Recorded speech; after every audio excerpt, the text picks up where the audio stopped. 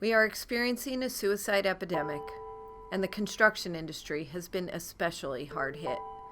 We know suicide can be difficult to talk about. However, it's a conversation we can't put off any longer. In the United States, more than 47,000 Americans died by suicide in 2017. Suicide was the 10th leading cause of death in the U.S. In Canada, more than 4,000 people die by suicide each year.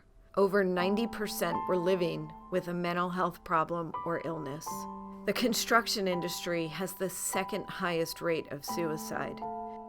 There are multiple factors associated with working in the industry that contribute to these high rates, including employment being dependent on the economy and the financial stress that comes with this.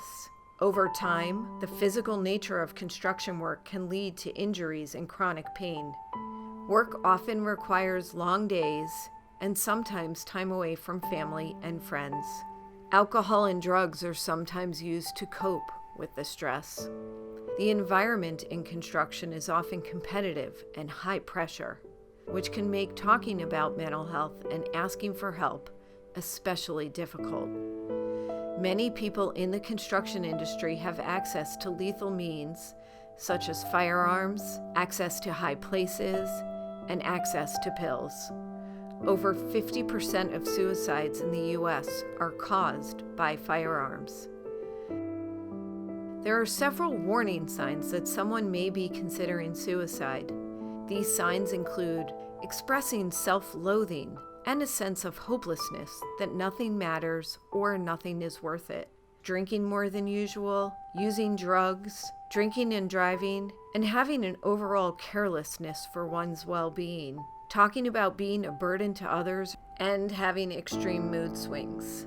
Signs at work that someone might be considering suicide could include showing up late, being absent more often, and not seeming to care about work, or much of anything in general.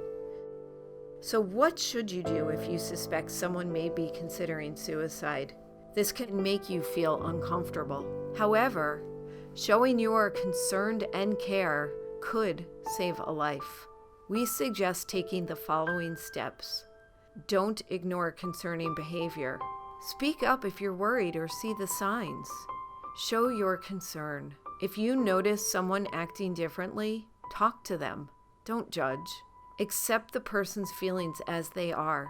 Don't try to convince them everything is okay and that they have no reason to feel like they do. Never agree to keep serious suicidal thoughts in confidence. This is too much responsibility for one person to handle. If you are concerned about someone's safety and believe they may be a risk to themselves, remove all firearms from the person's home. Respond quickly if you believe a friend or coworker is in crisis. You cannot plant the idea of suicide in someone's head, but you can potentially stop them by asking about it. 3 out of 4 people who died by suicide gave some warning to a friend or family member.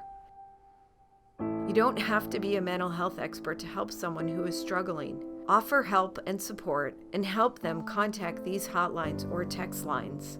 Acknowledging that suicide is a real problem and taking steps to address it will require many of us to step out of our comfort zones and challenge ourselves.